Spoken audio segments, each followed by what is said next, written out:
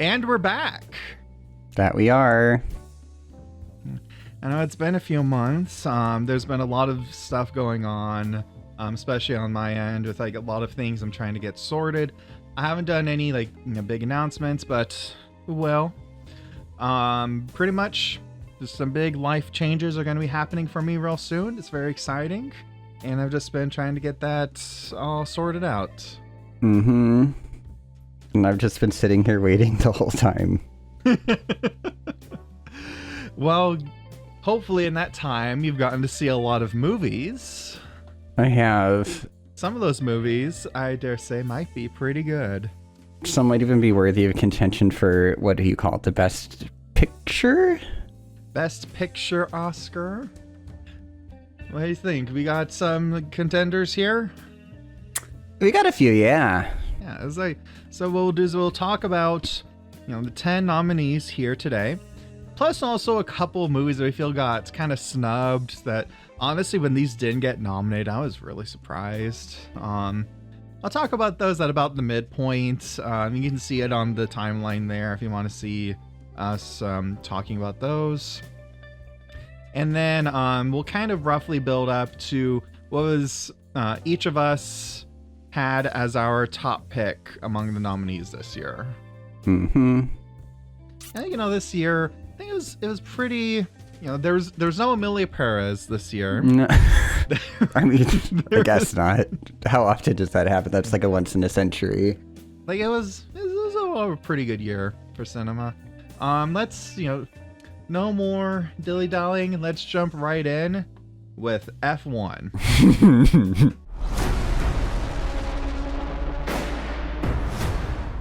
All right, so F1. We're going to start our list with this. And while we had some divergence on some of our picks, both of us ended up having F1 near the bottom, unfortunately.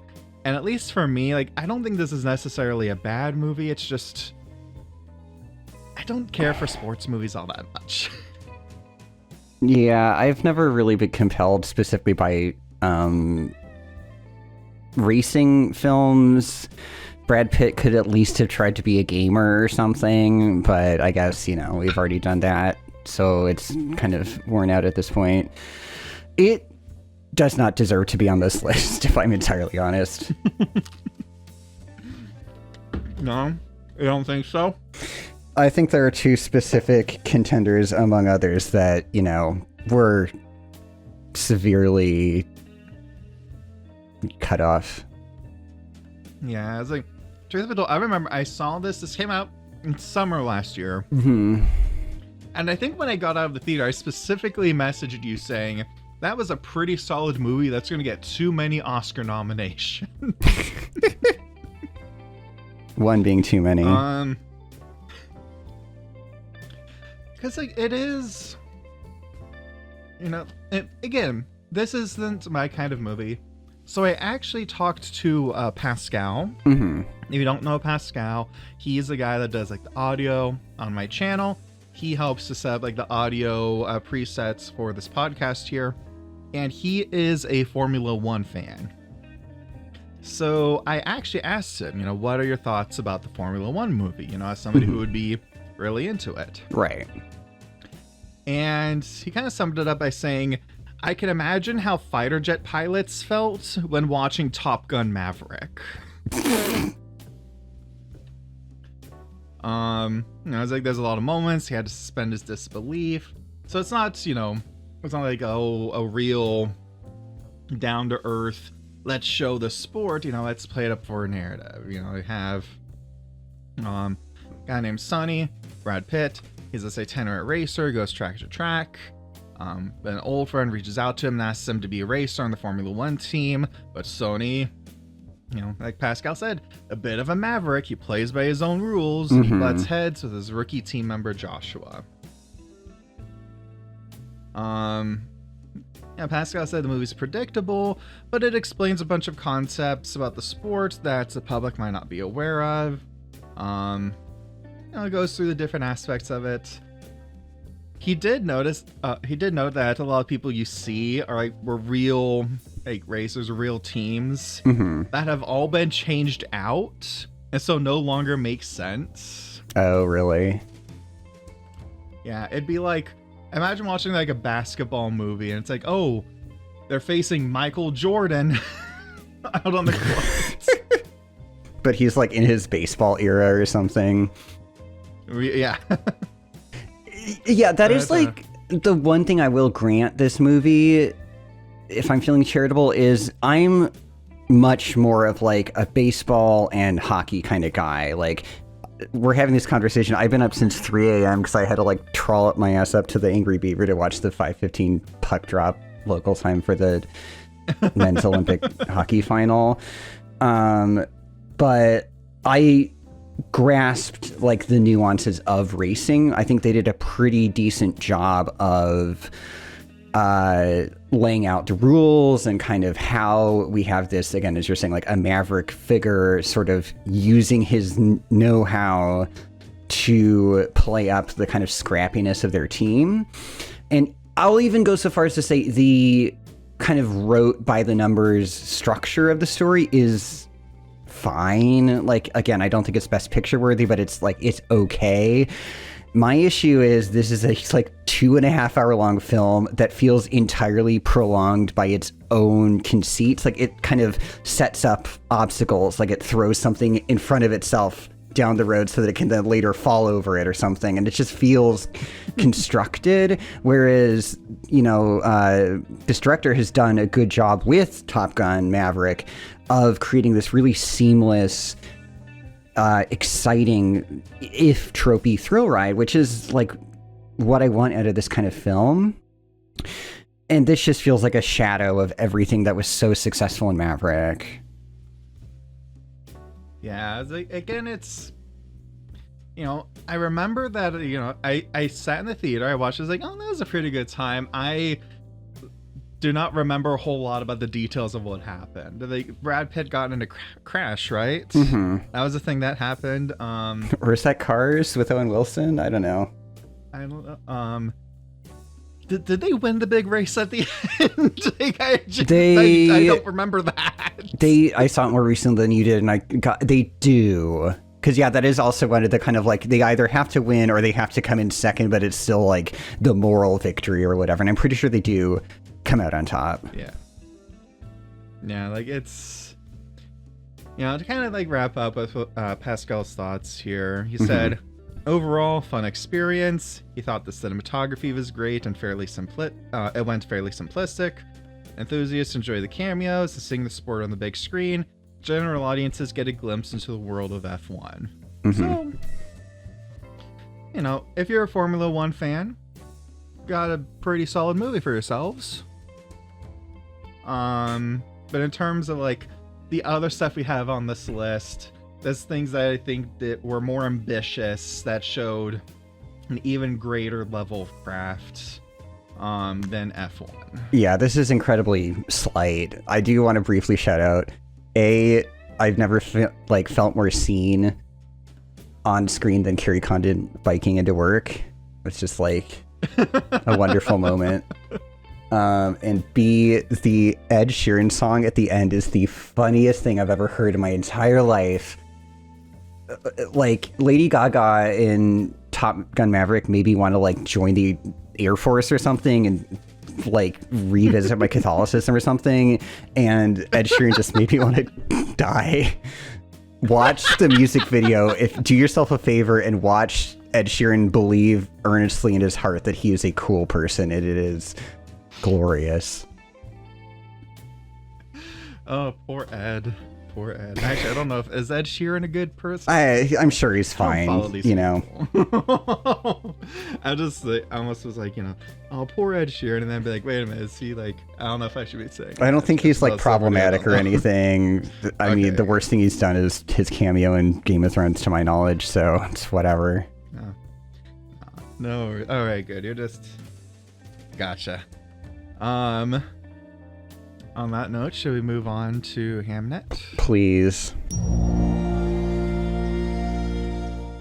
Do you want to introduce this one? Sure. This follows a little known and not even name dropped until late in the game independent artist working in Elizabethan England, and moreover his wife, as they wrestle with the nature of loss and of grief in their own ways. Some people prefer to lie down among the tree roots, and other people prefer to write arguably one of the greatest works in the English canon. So, what were your thoughts about Hamnet? Look, I think the two things I can say about this film are the most I cried is when the pet hawk that Agnes and Billy Shakespeare have dies. And B, this film decides that it's a good idea to become the 850th entry in the list of films and television shows that have used Max Richter's On the Nature of Daylight. And that is about as deep emotionally as this gets in my book. I really loved this movie, personally. I know that, I've seen, it's been kind of polarizing online. I really liked it. I cried 5 times in the theater watching this movie. I don't know, this is something that really connected with me, at least. Because Chloe Zhao, director of this movie, her storytelling style just again, it clicks with me. She has this spiritual element in her movies. It's not over to Nomadland, but there's something very Taoist about the way that movie illustrates Fern's journey, the sense of oneness with the universe and going with the flow of things rather than always scrambling to resist it or do your own thing. In Hamnet, that spiritual angle is more overt. Agnes is the daughter of, witch is such a loaded word, but her mother taught her more esoteric practices. She's able to touch people's hands and see their soul, and it's narratively used to more explicitly tell us what someone is feeling. And that sounds like it could be a bad thing for a narrative, but it's told with enough eloquence that it works for me. And I can appreciate melodrama, which I think this very much is, and I think it's at peace with that. I don't think that melodrama should be a bad word or what have you, and I would even argue that at least one film later on in our discussion kind of plays with that vocabulary in a different way. And I think you've always been a lot warmer on Zhao's filmmaking than I am. I like the writer, but after that, it's kind of been a little bit of a downslip for me. I would describe her work between this and Nomadland as kind of reductive in a way. The shorthand for Fern's journey is she leaves Amazon Prime warehouse, which is, okay, can we find the worst workplace environment possible and make her want to leave it? Okay, great. And then she does this sort of freewheeling odyssey, which I didn't quite respond to. It's been a minute, so I can't speak at length to that, but we get I have similar issues with this, and part of it could be it's an adapted work she's taking from a novel, and I do think that if you are adapting a work, you can still make up for shortcomings within the original text. I will say that I have a couple of colleagues who read the book and disliked it so strongly that they did not bother watching the film. So I don't know what to say about that, but it's kind of...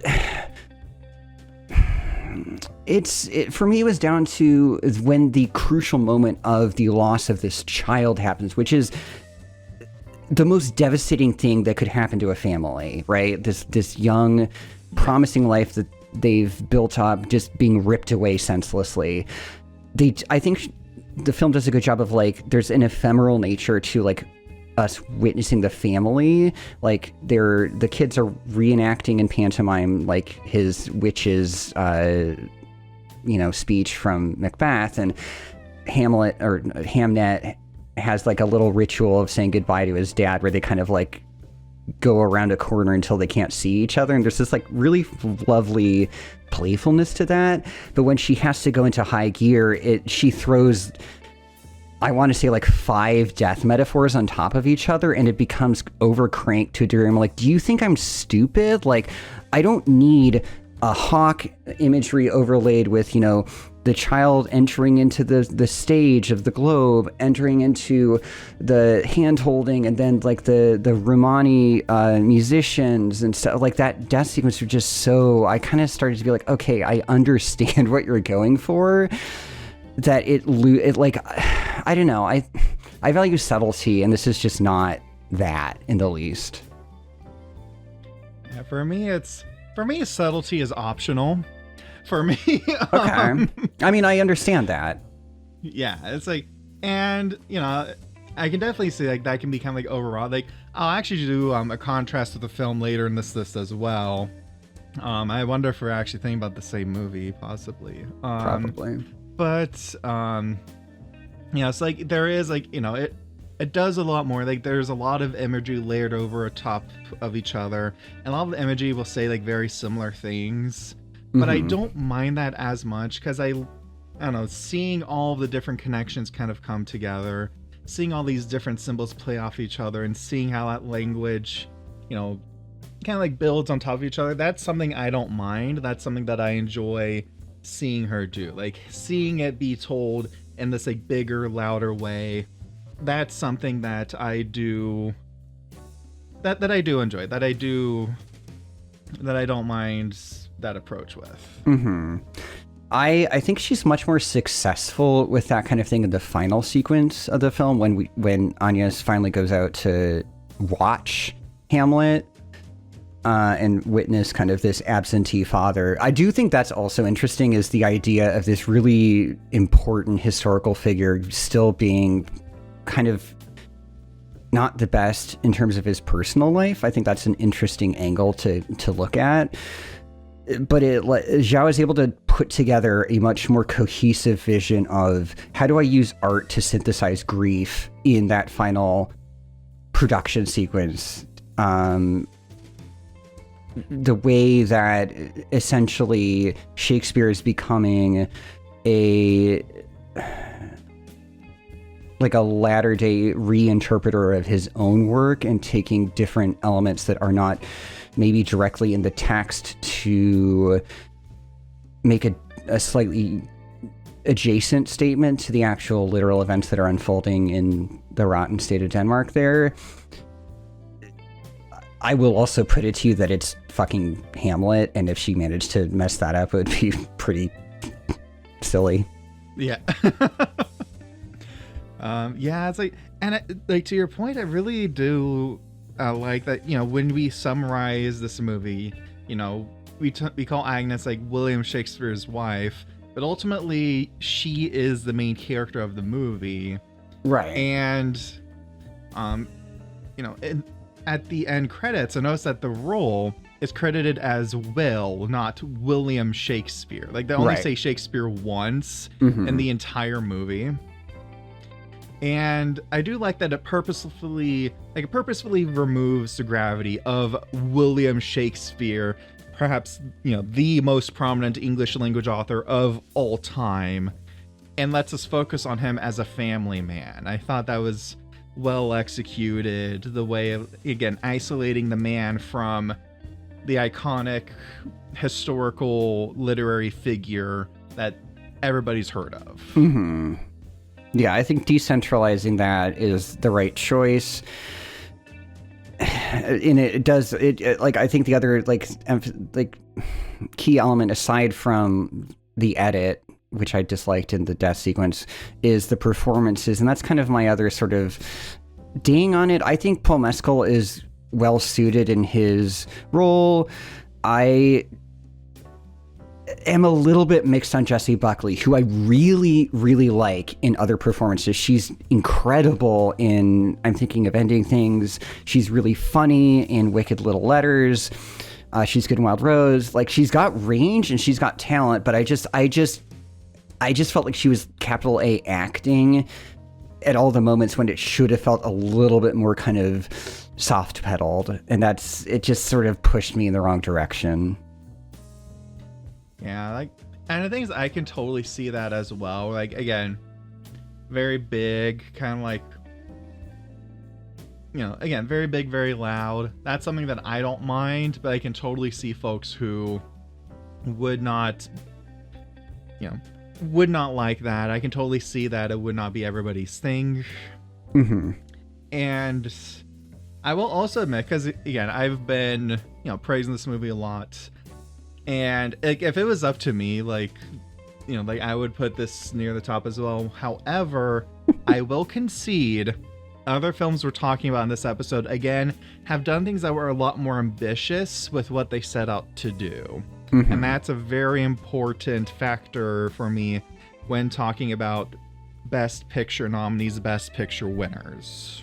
Exactly. I think especially in a year like this, where you have a lot of very solid and well-made films, but then you have a sub-cohort of that which are doing something different and interesting and challenging with the medium, that's gonna like immediately kind of push me in that direction over. I think this is a decently executed film that I've seen in some context before. Yeah, like it's, you know, again, I like the execution. I love the execution. You know, and I can't deny that it got a very strong emotional response out of me. But we have to bring out the big boy rulers for measuring for this episode here.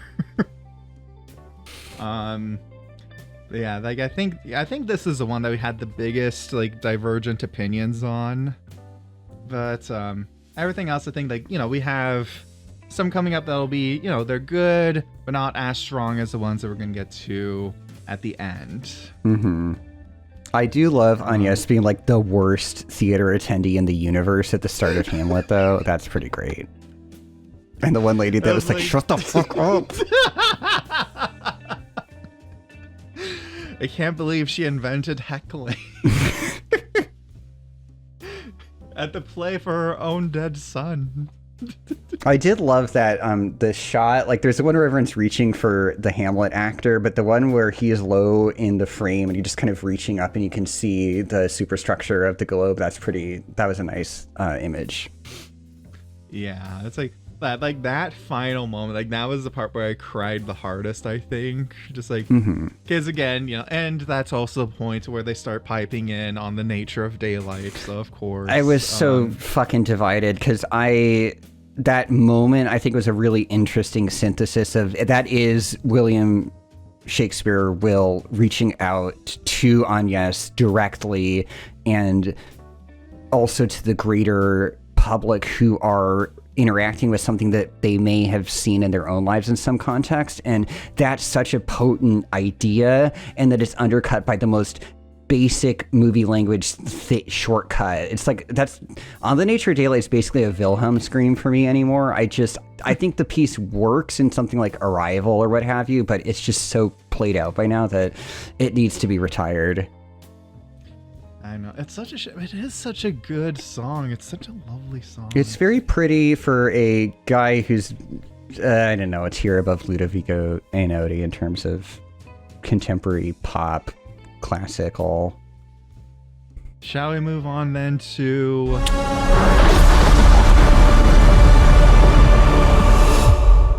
this one? Really hurts me to put so low on the list. I think I don't need to introduce this one. It's Frankenstein.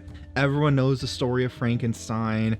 Guillermo del Toro did his version of Frankenstein. I think it is overall very well made. You know, like, you know, he always has great production design in all of his movies. I think the actors have great performances. You know, like it's very compelling. I think it is overall very good. But there's one line that ruins more of the movie than you would think. You mean Del Toro's like thesis statement across his entire career? Victor, you are the monster. Like, Jesus Christ. And I hate that like this one line takes up so much headspace when I'm thinking about this movie. It's so frustrating.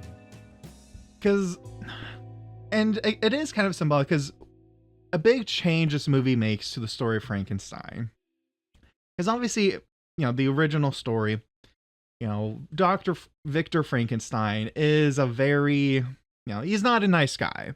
He puts together this creature out of a sense of pride, and then we get the creature side of things, was like, my creator abandoned me and, abused me, and that turned me towards hatred, and so I set myself up to, like, I killed his wife, killed his friend, and we're like locked in like this mortal, like, one-to-one struggle till one of us dies. And the movie kind of takes away the creature, like, becoming like twisted like that. Like, he, like, does bring himself to hate Victor, but he doesn't kill the wife. Victor kills the wife. It makes him like a lot bit more of like a one-sided victim. And right. At the end, they still reconcile, and it just felt a little odd. Yeah, Mary Shelley has such, like, an ambiguity in giving this sort of vindictiveness to the relationship between the two, whereas this is this sort of weird, I don't know what, like, father prodigal son kind of situation that Del Toro is seeing. I think that bringing a new, as we were talking about with Hamnet, I think bringing different context to a work can be really interesting and compelling if it feels justified and if it feels, I don't know, in the spirit of the source, because otherwise why not just make your own kind of, period monster sci-fi drama. This is Del Toro kind of daring to ask the question of what if Frankenstein's monster was the softest of boys, and let's get Jacob Elordi, who's now involved in 2 really muddled adaptations of classic English literature in the last 6 months. So, I don't know. Like, this... yeah, it looks nice, I guess. Yeah, like, it looks nice, and there's, like, so many segments of this where it's like, I would want to say, like, oh, like, this, so much of this I would love to say is the definitive Frankenstein. It wants to be, but it falls short of that. And I guess it's like, what really struck me at the end of the book is this kind of like this bleakness of, like, Victor dies. The creature's like, well, there goes my revenge. I don't got shit to do anymore. I'm gonna go kill myself out on the ice. See ya. And just so you get this, like, sense of, like, how Victor's pride destroyed 2 lives. Whereas in this one, it lacked that oomph at the end. And I don't know. Again, there is so much about this movie that is good.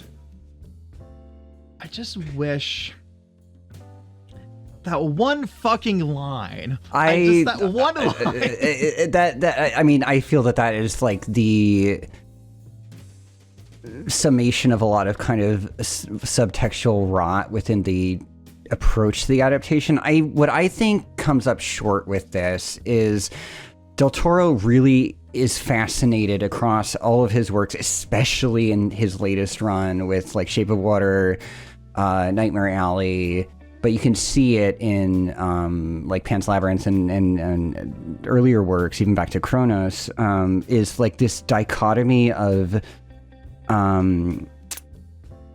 hideousness and beauty, and how they can kind of become one, and what is what is superficially presented versus one's soul.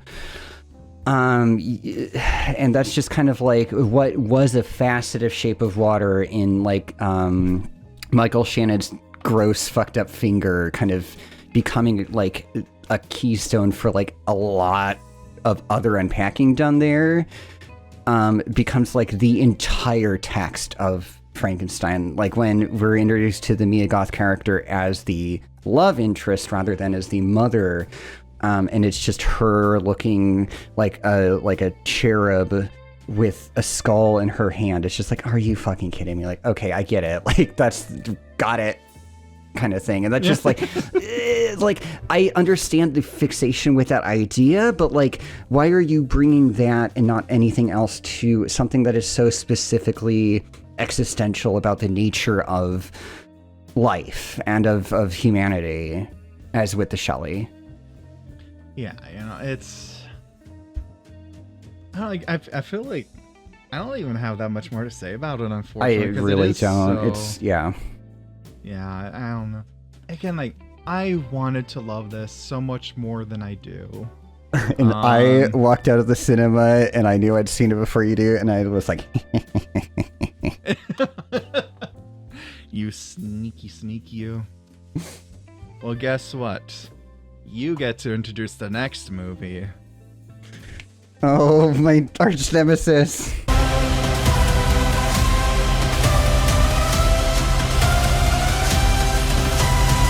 What if you were the greatest person ever, but you barely managed to eke out a win?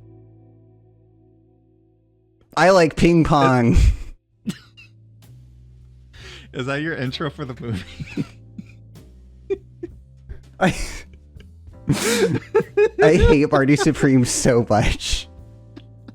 Like, the person, the film, the A24 campaign, the fact that I keep getting emails about them selling me like orange ping pong balls, and they're selling a ping pong. Well, I think it's sold out because there's a bunch of dipshits that are cultists for A24 that bought a full-on ping pong table.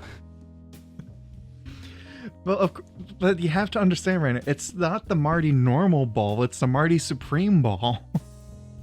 It's orange, and we get to have that so that there's one image of a man throwing a shitload of ping pong balls out a brownstone second or third story window and having them all crash onto the street.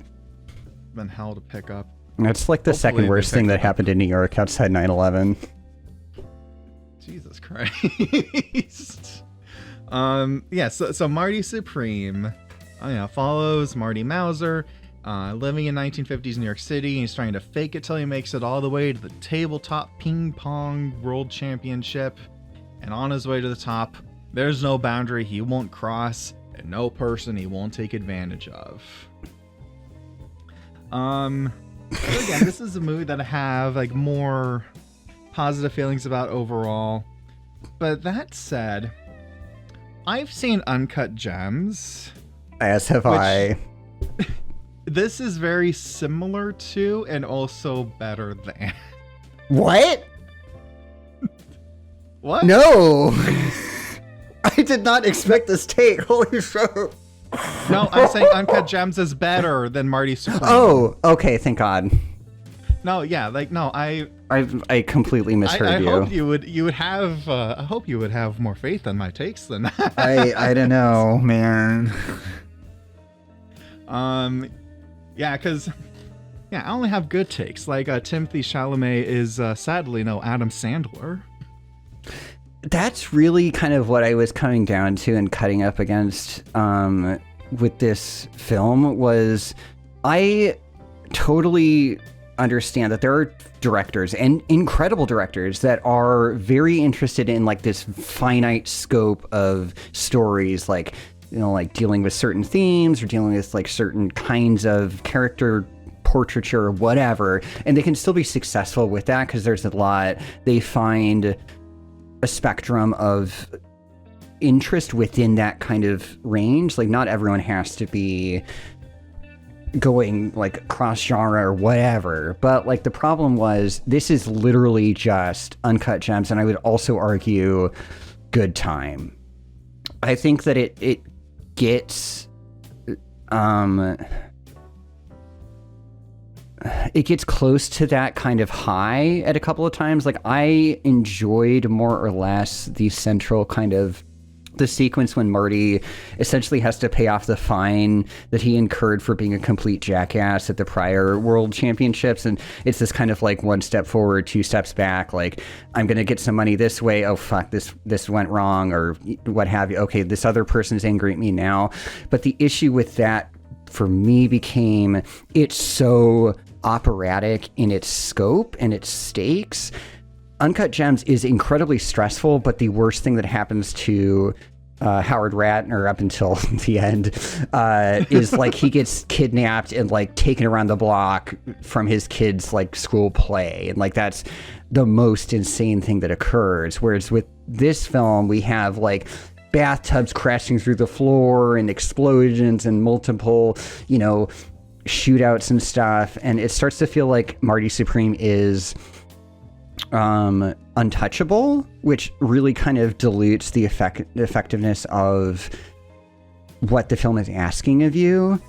You start to kind of feel like he's a video game character that can't be harmed, which I guess is kind of in keeping with his character, which is my other big problem with it. Is like, I'm okay with the portrait, like the depiction of like a flawed character, but I am so disinterested in narcissists. Like, I don't care. That's not for me. Like, who gives a shit? Yeah, I was like, first of all, I have to say that's a really good point you made about how like the bigger events of Marty Supreme, like there's a part like they're trying to like get away some folks, and like literally like a gas station explodes. Yeah, what? And I was like, I remember thinking, I was like, holy fuck, what is this going on?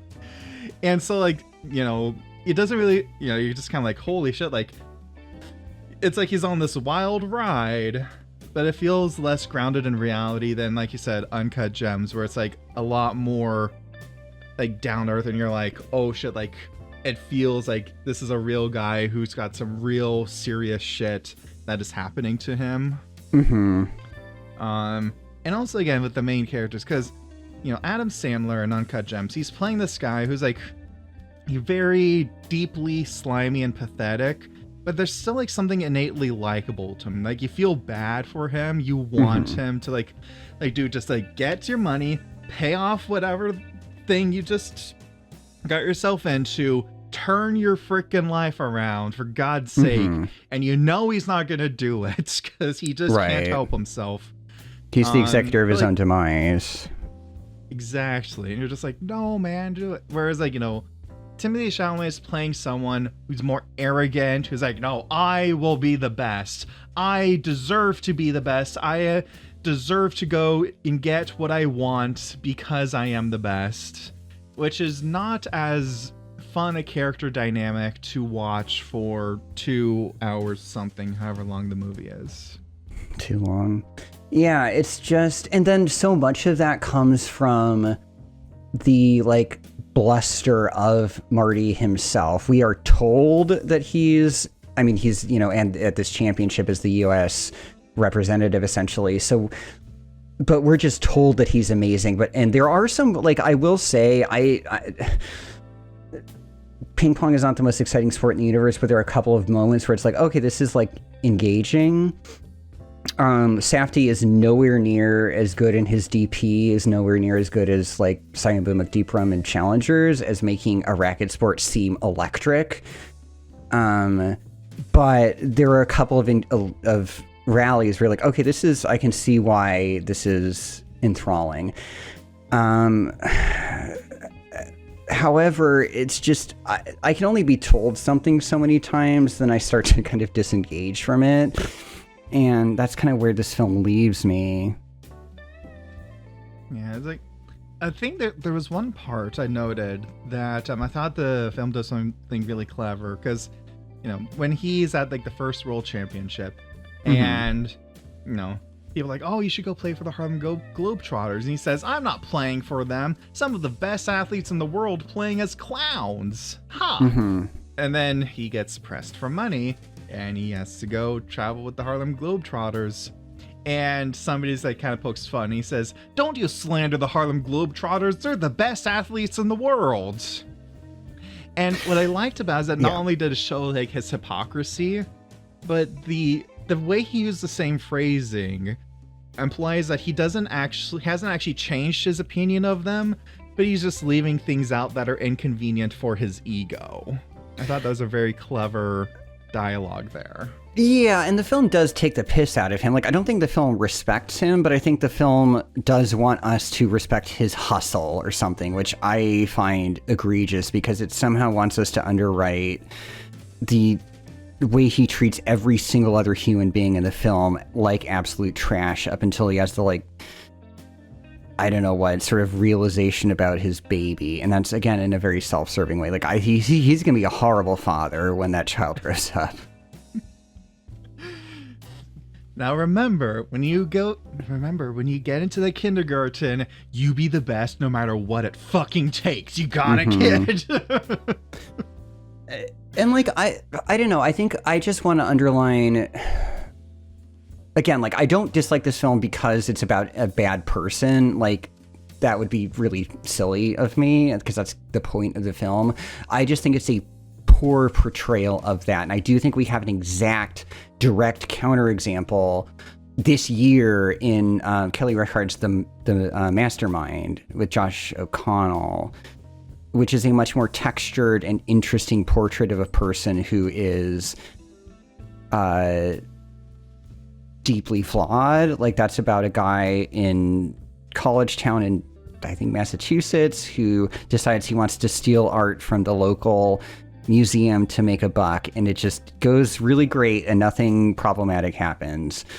Oh, absolutely. But that's how you, like, how his interactions with his family, with people that he's kind of screwed over, like, that kind of thing builds in through subtext the exact kind of ideas that Josh Safdie is, like, screaming in your face for over 2 hours. And I just, like, I don't respond to that after a certain amount of time.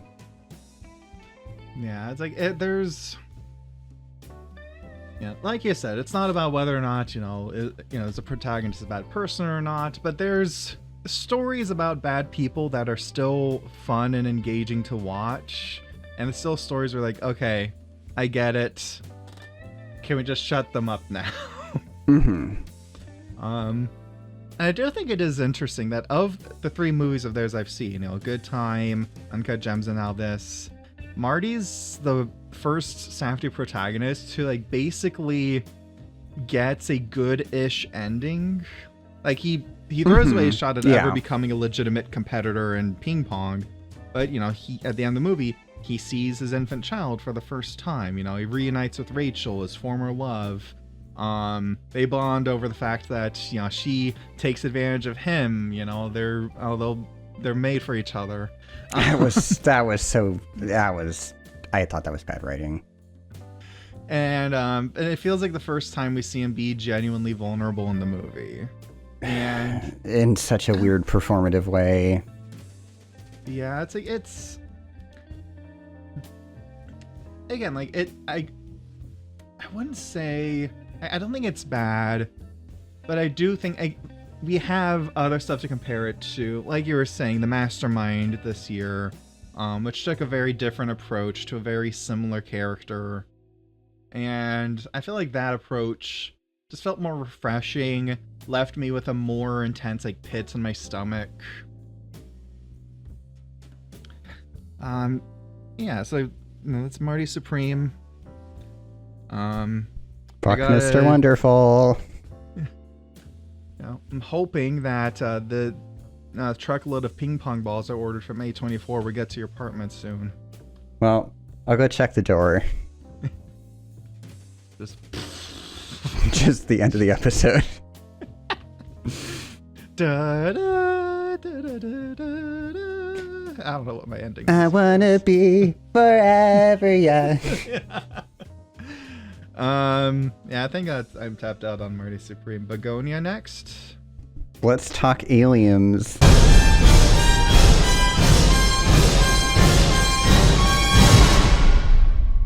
Two conspiracy-minded cousins kidnap the CEO of a pharmaceutical company, convinced she is an alien engineering the social collapse of human civilization. And it focuses on her trying to basically navigate their delusions. Now, when I was watching this, I was thinking, oh, this is this incredible look at how unhinged it feels like society has become. Better portrait of it than the editing this year. Oh, who said that? And then it wasn't that at the very end. Like, the ending of this, where it turns out, like, all their delusions were true. Like, that feels like something Lanthimos would make. But I personally would have preferred a version of this movie without that twist. Yeah.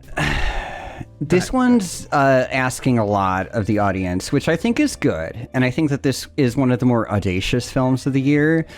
It does need to be said that this is a remake. It's a reimagining of a Korean film, Save the Green Planet. And I think that what Lanthimos does well in his envisioning of that work, the original is very kind of anarchic and has this sort of like punk rock energy to it, I want to say. It's very slapstick. It's tense, but it's more of an overt dark comedy rather than this kind of very confrontational relationship piece. Like, this entirely comes down to the performances of Jesse Plemons and Emma Stone and this kind of like chess match. I think those sequences are incredibly well realized, and it's just some of the most intense kind of chamber piece acting that we've seen in 2025. And then, yeah, like that twist is going to either work for you or it's not. And then even within that idea, it does come down to the director to sell it. And I think that the brevity of the Korean version works better than this sort of extended, bizarre interlude that closes out the film. I will say that Lanthimos is an incredibly misanthropic filmmaker. If you look at his filmography from Dogtooth up through Kinds of Kindness, and this is his opportunity to literally commit omnicide and just revel in it, but it doesn't totally work out in the end. I guess because truth be told, I was thinking through the movie, like, wouldn't it be crazy if they were right and she was actually an alien? And then, like, as the movie went on, I said, oh, they wouldn't do that, because if they were going to do it, we would have gotten some hints by now that it's real. Mm-hmm. And so by the end, I was like, oh, it was real. I don't know, it's just like, again, like you said, it might just comes down to the twist works or if it doesn't for someone. For me, I would have, again, I thought the narrative that it had been building up for that while was more interesting than what the narrative becomes when you staple on, oh, it was real all along. I think Lanthimos is really astute in attaching the idea of like this, like, American culture is post-truth. You can have some dipshit right-wing pundit go on and just lie on a podcast or whatever, and a portion of the population will take that as reality, right? And Jesse Plemons does a very good job of like having that kind of circular logic reasoning where he's got like this whole thing worked out in his head, but it's completely batshit. And then he does a good job of offsetting that with Emma Stone's performance, which is so like studied. It's very kind of, this is either the person who's going to be the only person to make it through a hostage situation because they are just able to kind of tap into the reality or perceived reality of a person who has power over them in the moment and use that in some form, like this kind of like psychology and what have you. And then the idea that she is a high-powered executive at a business already kind of gives you the idea that, yeah, like you don't get to that position without being able to manipulate others, right? Right. And so that tenor is so well constructed that the tonal shift is it's jarring, and jarring could be good, but I don't know if I was totally on board with it. I think the Korean film is bonkers from the start, so any change it makes, you're like, fuck it, whatever, we're going with it. And also it just, ends immediately. So yeah, like I think that like this is kind of an idea where Lanthimos has this he's both incredibly tapped into the way that people abuse each other, and also just kind of has this alien perception of humanity that is sort of like 3 degrees canted to the norm, and that works until it is a little shaky. Yeah, it's like, and again, like there's so much of this movie that I was really into. I was really invested in it. There was one very funny story when I was watching this. So I was watching, and we get to, it was like just after, you know, they strap her to like the chair, they try to torture her, and there's like a dream sequence, right? Oh, Where it's yeah. Yeah. And during the dream sequence, there's that part where it cuts to black. And we're like, oh, I wonder what's going on with this. I just said that. You're probably wondering what the hell I'm talking about. The projector had stopped working. And we just legitimately did not think anything was off for like a minute. God. And then we were like, wait a minute. It sounds like the scene has changed and we're not seeing anything yet. I don't think Lanthimos intended this as our viewing experience. Oh my god, a couple years ago I went to go see Skinamarink, which I hated, but it's like a movie where like everything's black and there's just extended sequences of darkness. Unbeknownst to us, the projector cut out, but the audio remained, and there at one point the child goes, "I can't see anything," and it was like the best reaction of the entire film. So yeah, we love snafu in the projection booth. Yeah, like it was very funny. So we got to see Emma Stone get zapped in a chair twice in a row. That's really intense. Like, I was unsure how the violence would be handled, because the torture in Save the Green Planet is like extensive, but again, it's kind of, the victim almost is Charlie Chaplin-esque in a way, so it's like brutal, but it's kind of funny, whereas this is like uncomfortable to watch. Like, you don't know how far they're actually gonna go. Yeah, like that was like genuinely like, oh Jesus Christ! Like I was feeling like quite sick, like not like sick, but I was squirming in my seat a bit. No, like, it's really just like when like there's so much electricity being applied to her that like it's shorting out the like breaker box. You're like, Jesus Christ, this is horrifying.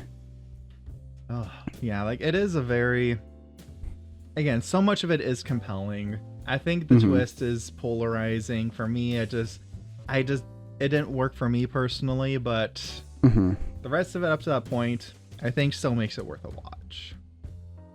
I also do want to shout out the score, which is the best of the year and should win. I hated it the first time I watched it because it's so overcranked and bombastic and needlessly so. Normally, if I'm talking about best score, and I will try to keep this very brief, but like normally I'm like, okay, what works best for the film? Like, and usually that's kind of not necessarily the most showy work. I guess this in a sense works to like either emphasize the dire stakes at hand, which we don't realize until the very end, or it kind of mocks the Jesse Plemons character. Like, he's biking down like a back road, it's just like bah, bah, bah, bah. You know, you're just like losing your mind, and there's just horns and timpani and everything is going crazy. But it's such, I've listened to the score so much in the last couple of months, and it's such an interesting, it feels like something that would play at a concert hall. Like, I'd go to Benaroya and watch the symphony play like this suite or whatever. And it's just such a nuanced, engaging score from Jerskin Fendrix that like you can hear details of the performance, like people breathing, or like the fact that there are two timpani in certain cues, and like that kind of thing. And I really adore that. It's just the audacity of it. Yeah, like it is. I remember saying the thing, being like hitting that score, hitting me in the face. I would have to go back and listen to it on its own, because I think it would be a lot of fun to like revisit that. I like listening to movie scores. I like listening to that in my free time. Helps with my writing. The way that he, like the opening cue in the soundtrack is like about bees, and it's kind of the only moment of like beauty that he allows in his score. It feels very close to some of the higher moments of Poor Things, and it's just this sort of like really delicate oboe line over these shivering tremolo strings that kind of reaches upward, and it's sort of plaintive and at a loss for what's about to happen. And then at the close of the score, he takes the same cue, but he calls it colony collapse disorder, and he uses pitch bend to suggest dying. And that's just such a clever technique, I think, that is not displayed in a lot of the other best score nominees. It's just really, I think, really clever and interesting. Yeah, it's like, it's always interesting, like a movie like that, like will have just like this really interesting score, even if the rest of the movie can be kind of flawed. Good score, you can always come back to that. Mm-hmm. Do you have any other thoughts about Bugonia? I think that kind of sums it up. All right. This movie follows the story of Robert, a simple but kind-hearted Idahoan lumberjack who's never been west enough to see the Pacific, nor east enough to get past Montana. It follows him grappling with the sense of place and purpose in his life, especially after the tragic loss of his wife and child in a wildfire. It's hard to really sell this movie on its summary, but the execution of how it was done is excellent. It's a very well-grounded movie, and I think that it's compelling in how it takes this very mundane and to some sort of unnotable life and emphasizes that it is too important in its own sense. This is Daniel wrote this. This ties back into what I like about Hamnet. You don't have to read my thing. Like it's your opening for this. Okay, you have that nugget. Or we can do take B. No, like I do want to hear like your thoughts about it.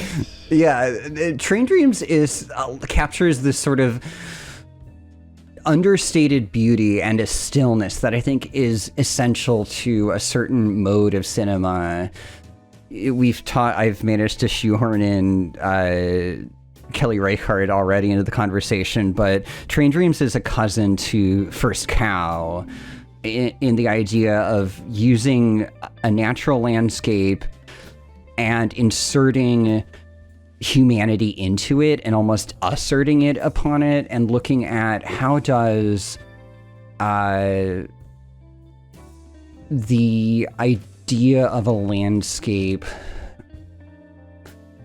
bring out the best and the worst in us, from like close relationships to the idea of industry, and how that destroys both the planet and also the people that are doing it. This is a film that's deeply tragic, and it's quietly nihilistic, and it's really talked a lot about even by itself. The narration is so much. Yeah, the William Macy's narration can be a little overbearing, especially near the end of the movie. It's starting to be like, okay, we get it. I think it's that Netflix thing. I think it's the same thing that it's like, did in Frankenstein. It's infamous now that Netflix, like, you have to tell people what's going on. You have to stop the movie and tell them what's going on, because they will be looking at their phones instead of watching our movie. And this film demands that you not do that very much. Yeah. So. But no, I really enjoyed it. I thought it was, again, to compare it to, Hamnet, whereas again, Hamnet was very loud with what it was saying. Train Dreams is a lot more understated. Mm-hmm. It's more subdued in its approach. It's softer with its approach. I don't know if I would agree by saying it's nihilistic, though. I think that there's like the idea that someone is chopping down a tree and it might just kill them is kind of, obliterating. Yeah, and then just the whole like the wife and child getting like Manchester by the Sea and him not ever being able to like handle that appropriately is similar. Yeah, it definitely, because like these things happen, and like the movie basically opens by saying this is Robert. Robert is not important. He is not well traveled. No, he doesn't know who his parents were. He doesn't know his own birthday. Like so much of Robert is just very. He doesn't have this very certain place in the universe. He doesn't have a very prominent place in the universe. He barely knows who he himself is in many ways. Yeah, and Joel Edgerton has this like quiet, he's like a puppy dog or something, and he's got this like quality to the way that he can like kind of use his eyes in this. Like he's not super active, but it's communicates so much. Yeah, like because again, like the way I had written here that you read, he's simple but kind-hearted man. That's a character that can really come across as bland unless you do it really well. And I think between the writing of this movie and Edgerton's performance, he's able to breathe to something very sincere and genuine into this character that makes me be like, no, yeah, that's Robert. Like there's a part where again, he loses his family to the fire. And he meets someone who's like, yeah, that fire came through, but, everything grew back. It's like the fire never happened. And, that kind of hurts him. And I said out loud, like, no, you're hurting my boy. And I'm saying this about, like, this middle-aged man.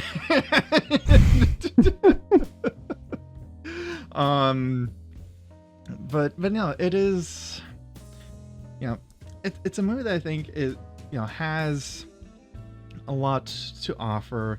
It's a movie that, again, it's extremely hard to sell because if you try to summarize it, it doesn't sound very exciting or interesting, but it's a balm to the soul. It's one of those kinds of movies, and it's the kind of thing that I watch as like, oh my god, I need to get off my ass and do something with my life. And the internality of it is really lovely. I do think that it gets a little bit kind of heavy-handed in like the constant narration that's happening, or it feels constant at the very least, but it's just allowing, if we're going to go Wicked Part 1, characters to hold space and to have this sort of like quietness between them and the stillness, and there's still a potency to that despite it's kind of like a river where like all of the movement is sensed more through kind of subtle ripples in the surface rather than like a rapid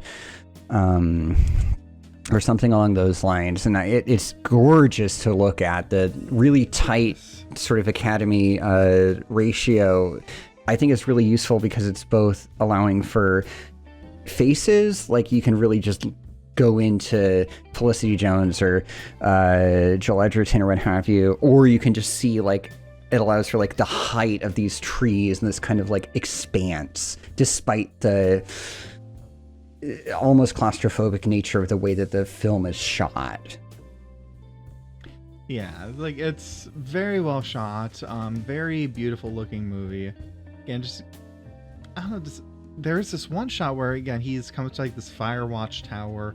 He's like, oh, who's home? And then someone else meets him, and it's shot like through the legs of the tower. And just watching this is like, oh wow, this is very beautiful. The one thing I'll say, and this is like a very minor thing, this is I know this is not nearly the point of the movie. Netflix needs to work on their digital effects. I swear to God. because like there's this like, you know, I'm watching this man who's like grappling with the loss of his family, and he's asking if this is divine retribution for the fact he failed to intervene in a hate crime, you know, years ago. And like he's grappling with this, like, you know, these things haunting him, and in the back it looks like a green screen, like free stock footage you download on YouTube, a bear wandering across. I'm like, Jesus Christ. I mean, I guess like Black Bear, the co-producer, didn't, you know, take their name seriously enough. God. But yeah, it's like, but other than that, again, relatively minor thing. No, great movie. Very poignant, very sweet. Highly recommended to everyone. Yeah, I think Bryce Dessner writes a better Max Richter score for this, with this like these aching strings and liquid piano arpeggio and that kind of thing that sort of helps to heighten moments of import, and it also just makes you want to go like for a hike in the Cascades. It's pretty good, but you know what would have been better? Another outing for On the Nature of Daylight. If it had just been like 90, 100, whatever minutes of On the Nature of Daylight back, like it just starts over and over and over again, that would be phenomenal. I bet that would be your favorite movie soundtrack. And it's just like over, like on loop. They start layering it so that we get it off by like half a beat. It would be amazing. We can stop making movies after that. That's a Joker 2 approach.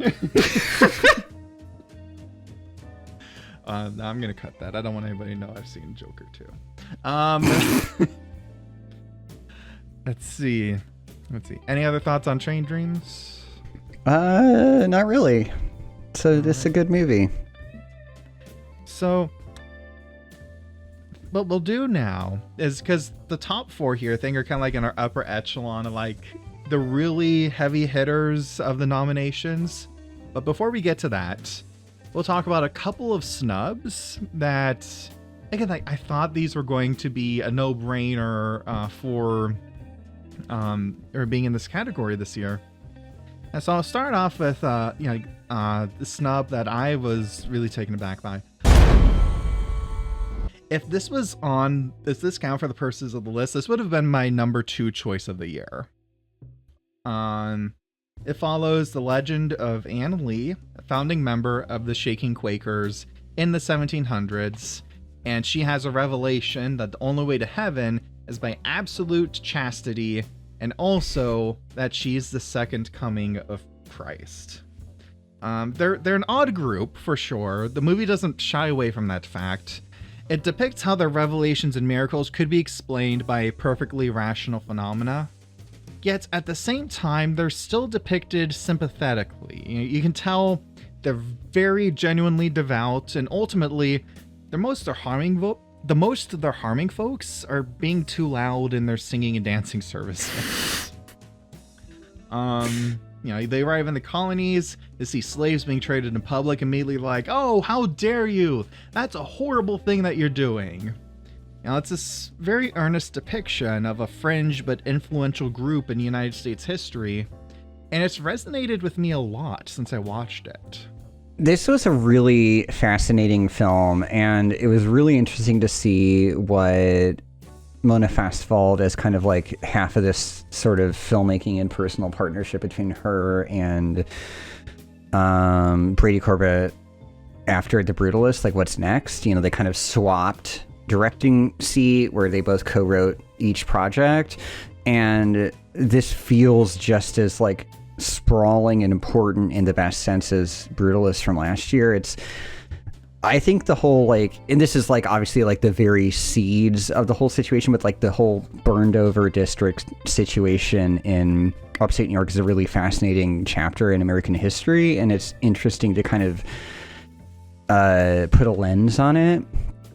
Amanda Seyfried is phenomenal in this film. She is so committed and just excellent as this really interesting figure and kind of the idea of like how do like transgressive ideological figures sort of like both incite like fanatical following and also hatred.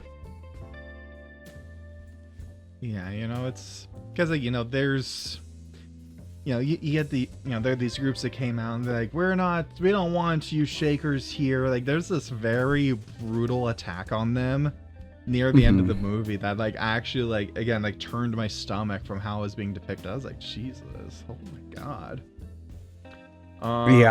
It's so tense and just like this slow crescendo of like, wait, what is going on? What's happening? And then how far is it going to go? Yeah, it was very, very evocative, and also the soundtrack for this was so good. It's incredible. This has been a real banner year for maybe not outright musicals, but films with a strong backbone of song in them. Yeah, I kind of liked how this movie was like, because it wasn't like a musical in the way that like Wicked or Sinners was. We'll get to Sinners in a bit, but because the music was more, what's the word I'm thinking of, diegetic, is that it? Yes.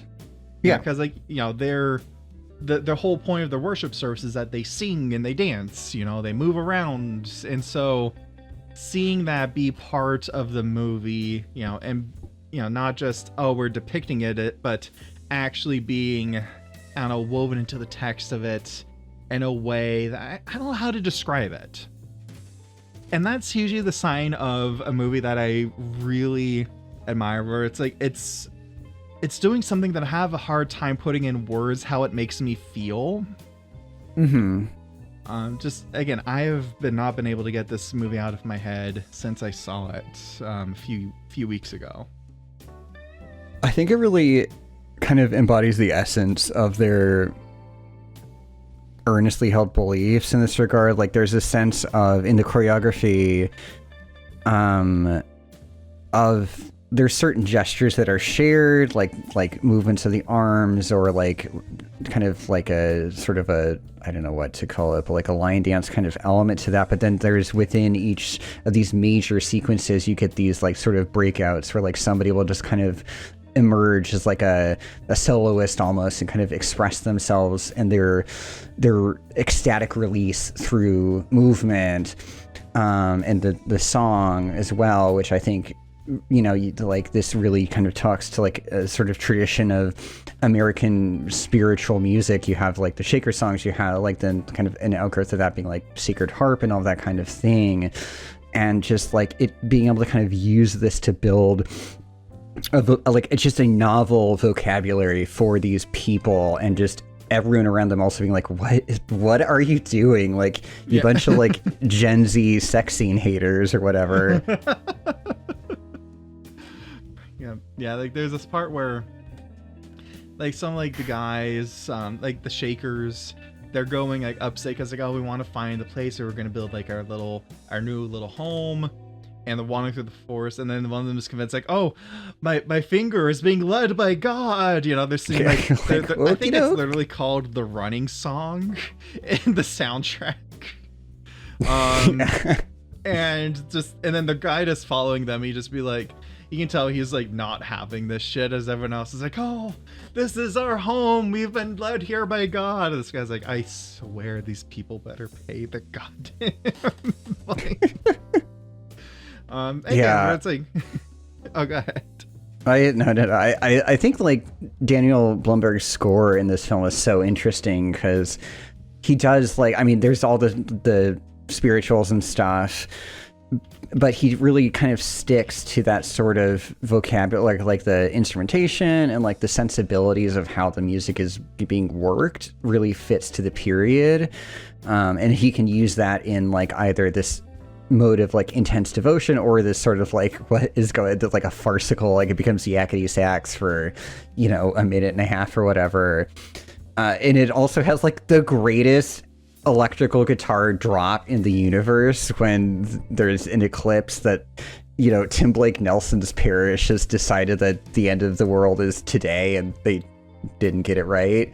But holy cow, that just injection of an anachronism that he's used really effectively in other films is so engaging. Yeah, I love that score because like it's like building up, and then just like it shows the eclipse, which again beautifully filmed, by the way. Like, oh god, it's so good. Like if I was living at that time, like even if I knew better, I knew like how all the planets are moving. If I was in that little church, like little church, as like the sun is darkening, the sky is like, get ready, we're about to meet God. I might be like, well, you know what? Mulligan. Very atmospheric. Just again, great movie. Really enjoyed it. Yeah, this should have been on the list instead of F1. Yeah. Speaking of things that should have been on the list other than F1. Park Chan-wook! Woo! He's back! Director Park is one of the greatest working directors currently in the world, and he comes back with an absolute masterclass in why he knows what the fuck he's doing. No Other Choice is a biting satire on the state of the world today, informed by like a specific kind of Korean mentality, but also something that feels translatable to the rest of the world. This is a universe where increasingly detached and disinterested corporate, you know, overlords are just interested in the bottom line, in cutting down as much cost as they can, and humans become numbers on a sheet. And when something like AI exists, why not just replace them? The central story navigates this really interesting mix of humor and just overt darkness to kind of emphasize how in that kind of environment, when everyone is your enemy and anyone could replace you, rather than coming together, people can kind of become the worst of themselves. Yeah, like it's just this very, again, like this. It's a tale of like where, and it feels like this is where we're all heading. Unfortunately, I was just like this like increasingly competitive world where it's just like you have to go to greater and greater lengths to just get by, to survive. Mm-hmm. You know, for those who haven't seen, I kind of like brief synopsis of it.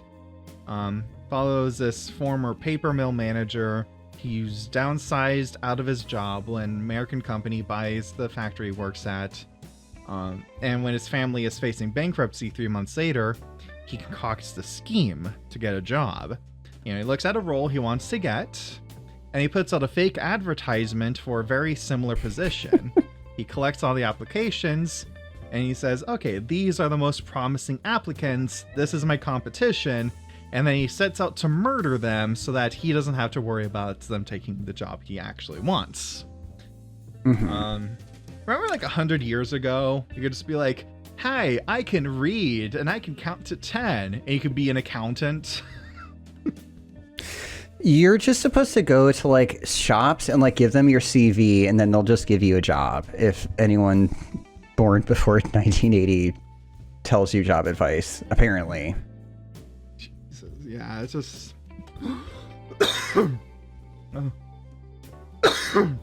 I got something in my throat. I'm dying.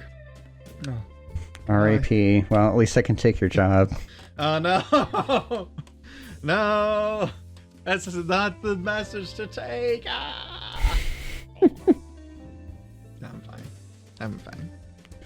But yeah, again, like, I thought this was gonna be a shoe, and this didn't even get the best like non-English language nomination. The two things I can chalk it up to are, one, I don't think the Academy really liked Park Chan-wook that much. He's really been a pretty reliable hand in terms of like his films And I don't have it up right now, but like I don't know how many nominations he's even gotten. And then I do think that the whole WGA situation probably didn't ingratiate him to a whole bunch of folks. I think that's been litigated out, but like that's my guess. But this is a really remarkable film, and it accomplishes its satire with such a nuanced form. It's, I think like, because it's basically, it sets up for itself. There's a lot of like table setting at the start of the film. You're introduced to a ton of characters that you still manage to retain, kind of like, even if they disappear for an extended period of time, when they pop up again, you're like, oh yeah, that's so-and-so or whatever. And then it navigates, I think, a really nuanced stroke of its the killings, because you're like, okay, this is what we're gonna have to do. It's gonna be like, we have to kill these 3 people. But how it negotiates that is really fascinating, because the first one is kind of a slapstick affair, and it becomes almost ridiculous in how convenient everything kind of lines up, and you're like, okay, is this just going to be Looney Tunes? But then what follows is like darker and just different. So he is able to negotiate this really delicate dance in terms of how it's kind of talking about the state of the world that it wants to comment upon. Yeah, like it's just, again, because at points it's like, it is like funny, but it's also like very like horrifying, sometimes at the same time. And again, just God, just honestly, I liked this more than I liked Decision to Leave a few years ago. And I loved Decision to Leave, but this just, to me, it just like sticks out even more in my head. Yeah, this feels like Park Chan-wook's spin on like a Bong Joon-ho film. This is as close as he's going to get to a like Parasite. I like both of these directors, but I think that Bong Joon-ho operates much more in a sphere of like, to kind of talk about our conversation here, like Del Toro, right? Like they're very accomplished filmmakers, but they're much on a more kind of like direct storytelling level, whereas Bong Joon-ho is kind of a little bit more of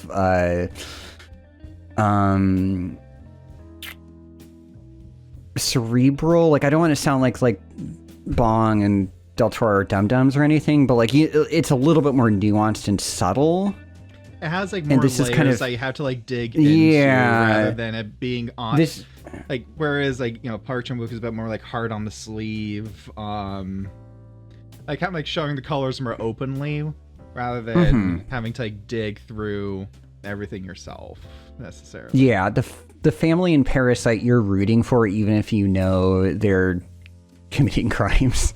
Yeah. Whereas this one, you are rooting for them, but it's also like more with an asterisk next to it. Yeah. You're acknowledging the faults more directly. Yeah, like it is. God, there's like so much I would love to dig into, but we still have like so many more movies. Yeah, no, this is like this I could talk about for 5 hours. I will say, don't watch it on 35 millimeter. It's glorious, but like holy shit, one of the 2 projectors had like this slight judder when they were screening it. So like reading subtitles on the top and the bottom of the screen at points when the screen is like kind of shaking is oh Jesus Christ. Seasickness inducing. I wanted it was really like again, like this is something this should have been on the list. This should have been in the nominations. Like, good lord. These are 2 of the best films of the year, like bar none, and I will accept no substitutes. I will say No Other Choice was my favorite film of the year. Like, yeah, like, God, it's like every year, it's like Korean cinema is just so good. Like, it's so good. It's been such a resurgence. I once, fun fact, I once told that to someone who was like, oh, Korean cinema is really good. And they said, North or South? And I'm like, I don't think they have North Korean cinema. I don't think that's... Kim Jong-un is making some great family films, I'll have you know. Oh, look, daughter's first execution. Oh, God. It's gonna be real pretty soon. Anyways. I mean, I made a 9/11 joke, so whatever.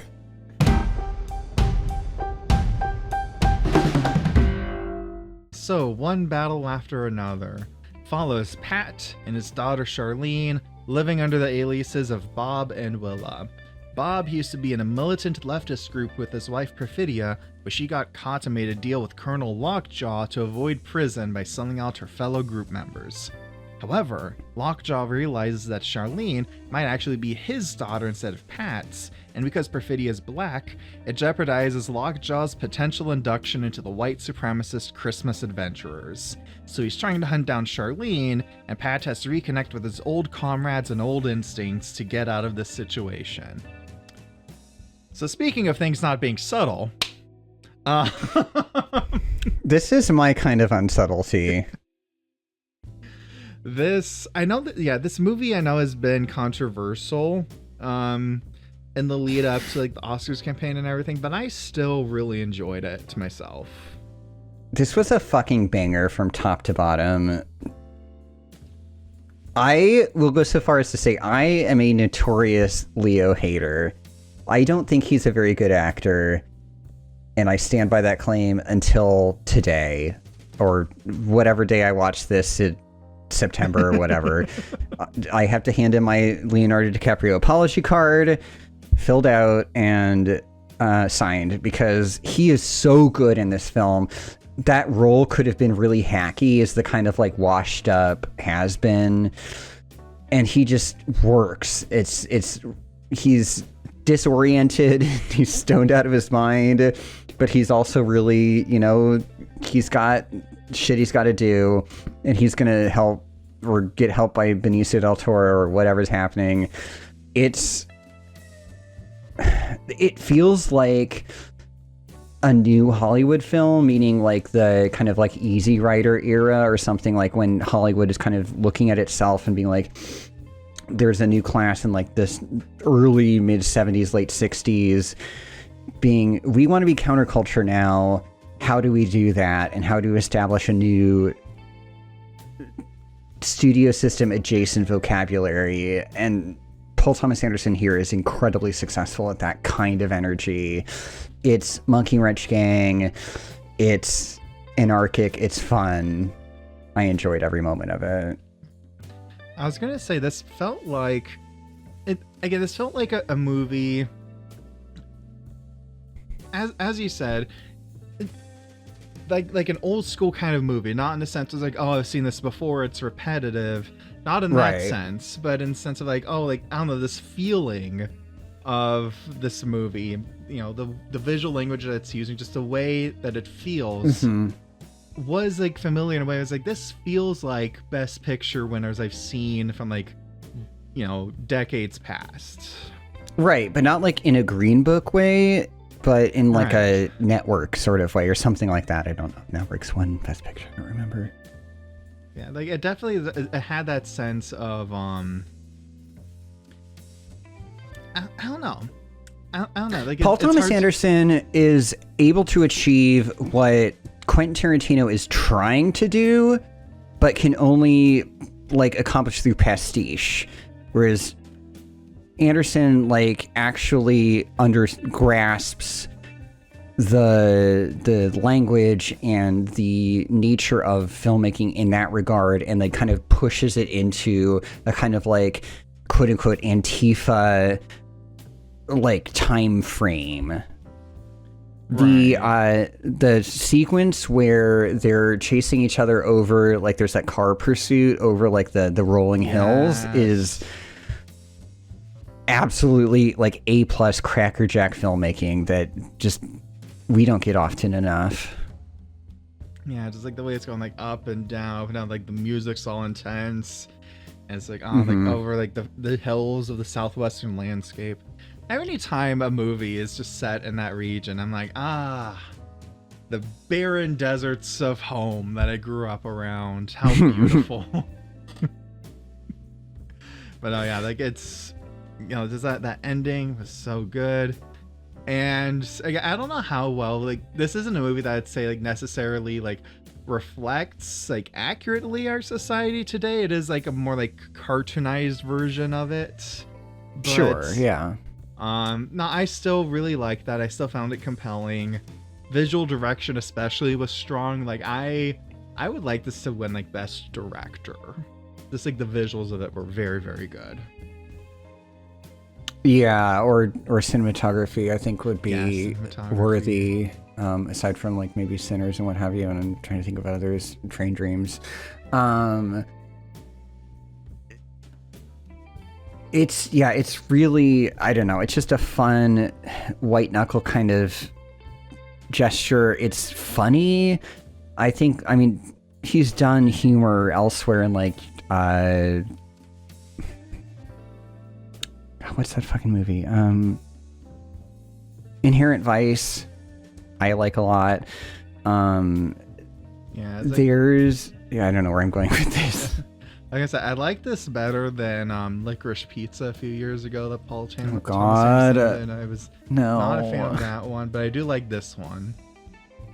This feels very like, did it feel kind of Wes Anderson to you in a sense? But there's something about like beneath, like when they're like getting all the like folks to kind of leave this holding area before, you know, people show up to crash the party, and Benicio del Toro like disappears into a trapdoor, and then the like rug just perfectly rolls over the thing, and it's all just in this like static wide shot. It's like, that feels like an outtake from the Phoenician Scheme or something. Yeah. I could see, like I definitely could see that. And just like the whole concept of a Christmas adventurers club and how much it just takes the piss out of that. And it's like, here are these imbecilic, you know, white supremacists that are like, we're just like Boy Scout, we're the Proud Boys or whatever. And you're just like, you're in front of like a taxidermy display of a winter landscape, and this is the goofiest shit I've ever seen in my life. And it's about as seriously as you should take white supremacist assholes. Yeah, like just like that, like very comedic, like you know, the ridiculous name, like at the end, like as this guy is like, he's furious, he's like he's not gonna get into his stupid club, and he's like, I am a Christmas adventurer. And it's just like very Grand Budapest coded kind of.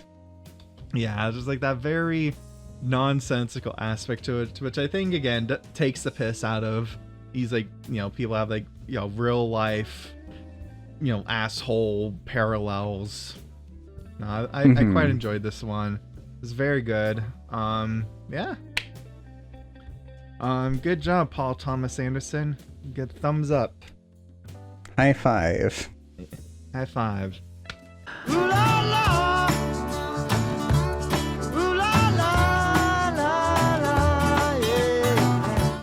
Joachim Trier does Ingmar Bergman, centering on the household of a family ripped apart by their own art. This follows the story of a father and his various daughters as they grapple with the loss of a family member in their own ways. This is a really delicate, mannered character drama with some absolutely sparkling performances from Stellan Skarsgård, Renate Reinsve, Elle Fanning, that really just sort of is the platonic ideal of a small chamber drama. Yeah, this was another one that I was really, because I heard a lot of nice things about it, and yeah, this really struck me deeply. Like I'm really partial to movies about like estranged family coming together again. Mm-hmm. Yeah, so you have, this follows Nora, and sister Agnes, and their father, famous filmmaker named Gustav, re-enters their life after their mother passes away. He's written a new script. He's insistent that Nora played the lead role. She is a stage actor, so he's not just asking her this out of nowhere. She is an actor, but she doesn't want to be part of the movie because she is mad at him. And so over the course of the movie, it's like, he's like, well, maybe I'll get this other actress to play it. Maybe I can try to try to pull this together. And I say it's so strange watching a movie like this, where it's like very grounded. Again, got Stellan Skarsgård, who generally picks really good roles and really good stuff. And then they'll mention things like, oh yeah, and then Netflix, within the context of the movie, he's like, work with Netflix, and it's so weird being like, oh, Netflix is just like that much of a normal thing now. It's in my head, it's still like, oh, it's a new thing, even though it's been around for like 2 decades or something, right? Netflix are the biggest enemy in this film. They want him to include a line about how the main character is the real monster. I'm sorry, I can't let that go. But yeah, it's like, over the course of the movie, they're like, oh, he's just focused on himself. He's only here because it's self-serving. He does try to connect with Agnes's son, who's a child. And it's really funny how he tries to do this. He's like, oh, do you like movies? Look. He gives him like this child Criterion Collection movie. Not even just Criterion. He gives him fucking Michael Haneke and Gaspar Noé. So like Erev Asav, I think, and Cachet. I don't remember. I was on the floor laughing. That was the height of my, and then I had this moment right afterwards. I'm like, I am such a pretentious movie asshole. I own it. It's fine. Skarsgård is so excellent. I mean, Rensva is the 4-carat, 24-carat diamond in the film. She is, I genuinely one of the best actors of her generation. But Skarsgård handles this. He's got this I think in other films like Dune recently, he's got this menace to his persona there. I mean, he's space Hitler or whatever, so fine.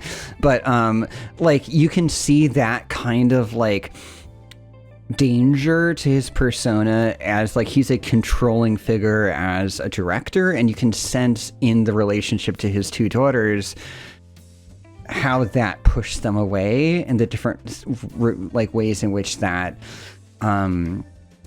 they responded to that. We're coming to it kind of after the fact, which, unlike Marty Supreme, that kind of lack of explanation is really enriching because you can understand through their characters, okay, this person's a little bit more kind of adjusted and able to handle this previous trauma, whereas somebody else is deeply depressed and is really struggling right now. And how do they come out of that?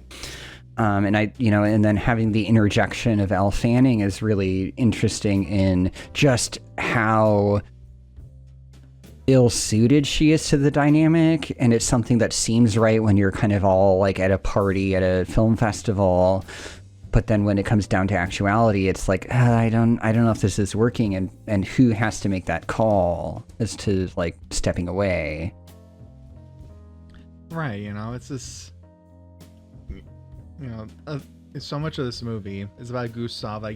He's like, oh, I have this project. It means a lot to me. But it's he keeps having to make these compromises. His old, cinematographer doesn't want to work with him anymore. Things like that. Mm-hmm. Well, that's a cutting. That is not, the cinematographer doesn't want to work. He notices that the cinematographer is right. using a cane, and all of a sudden changes on a dime, and is you're oh, this is not going forward. That's right. That's what it was. It's sorry, you have to forgive me. It's no, and that's that's so interesting about that suggests that Gustav, even as he's trying to rehabilitate his relationships, he is still that person. Right. He's oh, I don't know if those are, and so all these little things. And, so the movie, oh, I can see why, his daughters, don't want anything to do with him.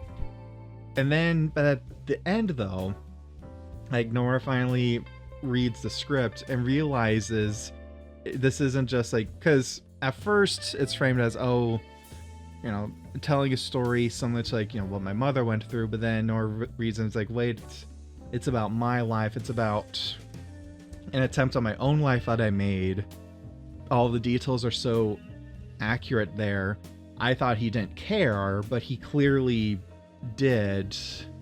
Mm-hmm. And he realizes that it's his attempt to reconnect with her using the medium he's able to work the best, that he's the most comfortable with. Exactly. And those two, you get two monologues from Elle Fanning and then Renate Reinsve, like, reading the script out. And it's that kind of thing which is so masterful within this film, is you have two actors who are coming at the same text with different approaches. The Fanning, Rachel Kemp, I think is her name, is entirely divorced from the baggage of that story, and is coming at it from like a, how can I evoke this emotion as purely as possible. And she gives a really emotional performance, and I think Fanning as an actor does a really good job of kind of dialing it in as like, how am I gonna acting, which is really challenging. And then Reinsve later gives this like really authentic performance of the same, because she knows where it's coming from and is able to bring that sort of veracity to it.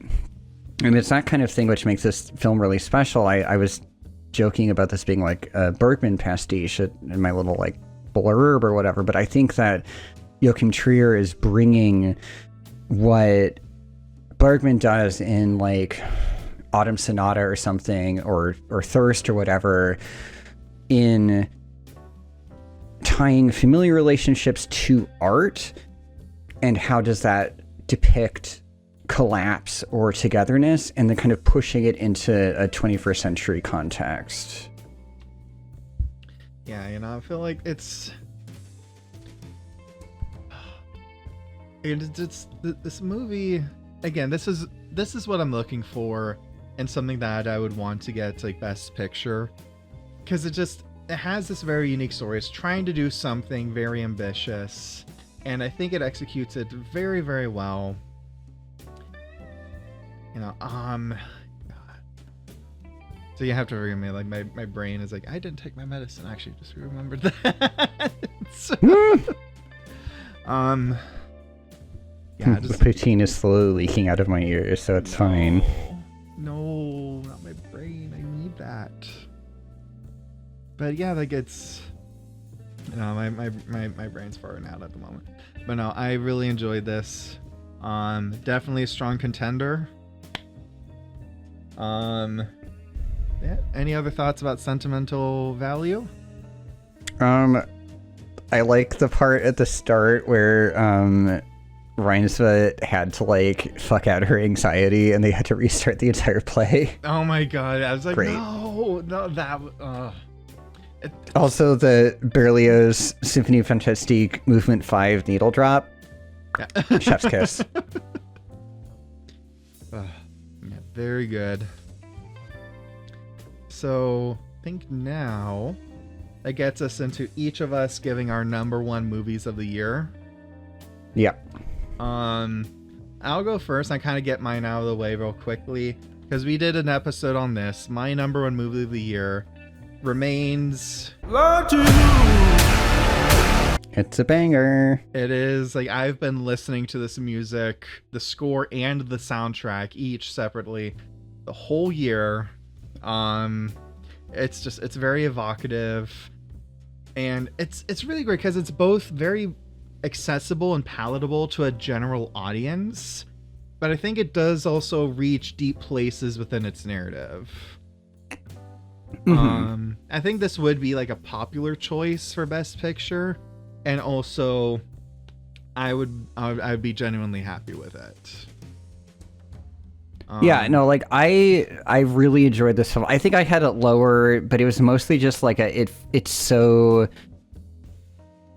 different to the really tight cohort of other ones. So like that's not a bad thing, and in fact that's a good thing. Like if this is going to be the next like Silence of the Lambs in terms of like the Academy acknowledging horror, like I am 100% on board. And this is the only of the cohort that I've watched twice, and I was thinking about different aspects of the film the second time, like kind of thinking about like how the American story is centered on like assimilation and how like the different guises that takes in the film. And any movie that's gonna like bring out like I'll notice different facets on rewatch, like that's gold. Yeah, it's like there is so much to discover. There's so much to dig into here, because again, like Ryan Coogler's just able to tie all these different things together and find parallels, find connections. Like genuinely brilliant movie, and all in something that, you know, because usually like movies that deal with all this kind of stuff will be like very dense, very like dry, well, not necessarily dry, but like again dense. But this is something that anybody can walk in and have a good time with, and then they will think about it later on. Great stuff. I'm rooting for it. But again, if you want to see more of our thoughts, you can check out the episode we did about that last year. And in the meantime, I'll cede the floor to your pick for the best of the nominations.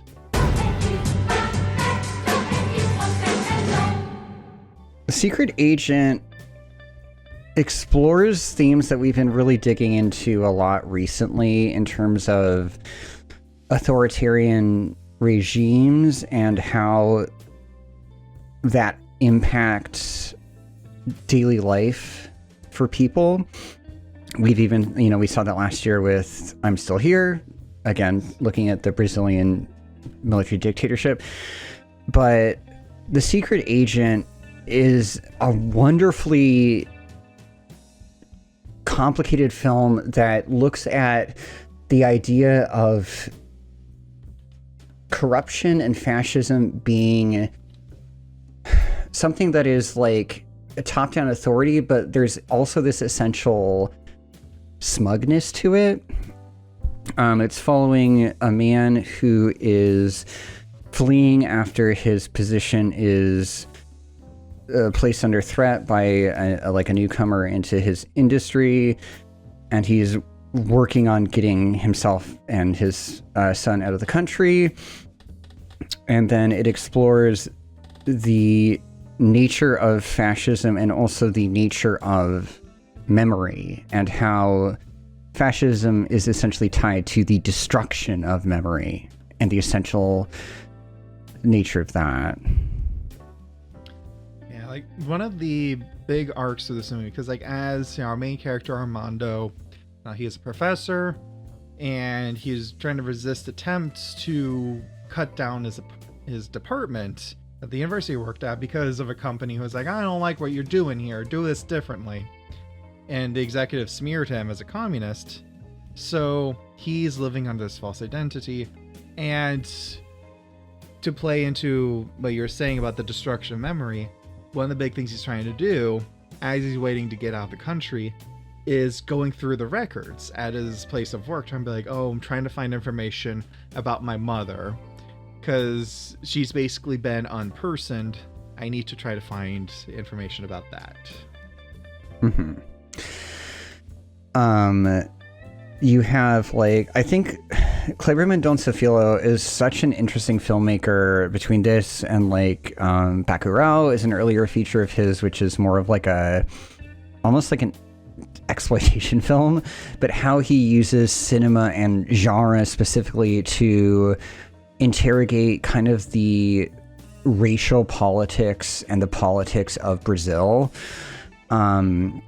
You know, here we have this guy who's, again, trying to find his, like, records of his mother. It's painted against the backdrop of a regime that are hell-bent on erasing, you know, so many, the existence of people. and then kind of like him coming into this household of a bunch of people who have, like, some people have moved to Brazil because they're fleeing other oppression in Africa, or are trying to get out of Brazil for, because they've stirred the ire of the regime. And he comes at it with like this energy, which is like, it's kind of like a noir thriller in large extent, which is engaging, but it's also really cutting. Like, I remember like kind of interspersed with this initial story, we get this episode of like this shark that they've found, and like there's a leg inside of the shark, which is obliquely like it's kind of insinuated that this is tied to like a government crime, like this is somebody who has disappeared. Someone and powerful the wanted police, to get rid of someone, basically. Right. This is a cover-up that was unsuccessful because of a shark. And like the police at one point just barge into the morgue and replace the leg with a cow leg. And that's such a the brazen nature of that is like, we know we're getting away with this, but we're not even going to bother to try. Like, that is what this kind of dictatorship is. It's this sort of arrogance, and that's so interesting to depict in that way. And then the way that the people respond by being like, I don't know, I can't assert authority over this, so I'm just gonna mock it. And like the leg becomes like this weird folk hero that like kicks the shit out of like horny people that are like having sex in public. And you have this like this bizarre magic realist interlude that just comes out of nowhere, and the leg is just, fucking up people. And like it's that kind of like insanity. Like, this is a really well done film that's also just pushing things in a different direction, and that's kind of what elevates it to the top of the pile for me, is just how singular it is. This is an audacious condemnation of something that is at once tied to the period and yet unfortunately remains relevant. Yeah, like, to speak of like, the way that it depicts just like the brazenness of the government, the opening scene of this movie is one of the most brilliant I've ever seen. So Armando, he pulls into a gas station, he's getting gas, and lying on the ground, just like maybe like a dozen feet away, is the body of a man that covered with a piece of cardboard. And he asks the guy at the station, like, well, why don't you do something about it? And the guy at the station says, well, I called the police. Police said not to move it. They'd come take care of it. They haven't bothered. The owner says not to touch it. So what else am I supposed to do? And as they're doing this, military police come by, and they stop in the station and like, oh, Mr. Armando, I think he's using his fake name, but he's like, oh, we gotta do a traffic stop on you. We're gonna go through, make sure everything's in place. Do you have a spare tire? Does that spare tire work? It better, or there's gonna be trouble. Uh-oh, everything's looking fine. Well, I guess, you still want to give us a little bit of money for, our troubles, right? Basically extorting him and completely ignoring the dead body that they are supposed to be fucking dealing with. Mm-hmm. And yeah, justice is just a rotting corpse in this film. Exactly. And it's a very, again, a great encapsulation of what kind of world this is and the theme of the movie in general. Mm-hmm. You're like, okay, this is a place where things are not in a good place.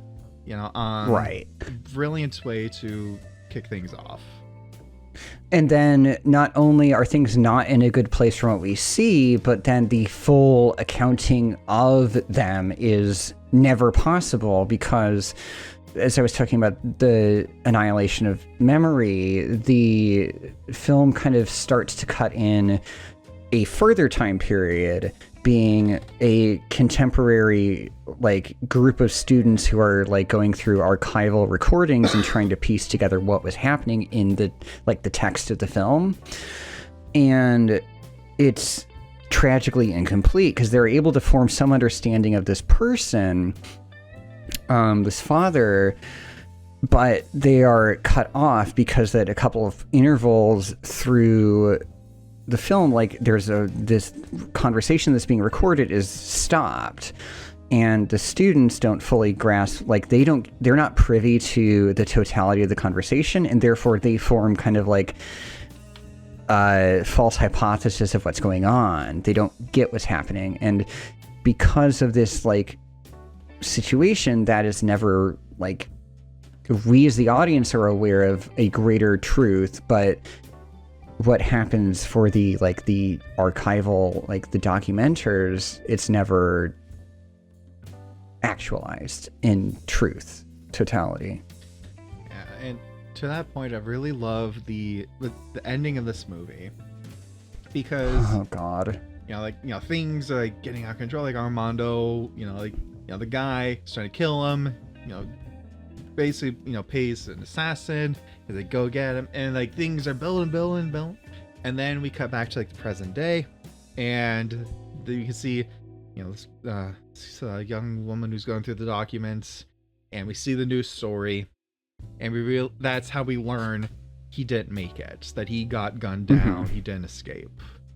And I like that it's like anticlimactic in a way. We're just like, oh my god, he didn't make it. Like it's a good like gut punch kind of feeling. And she's able to take everything, and she is able to find his son.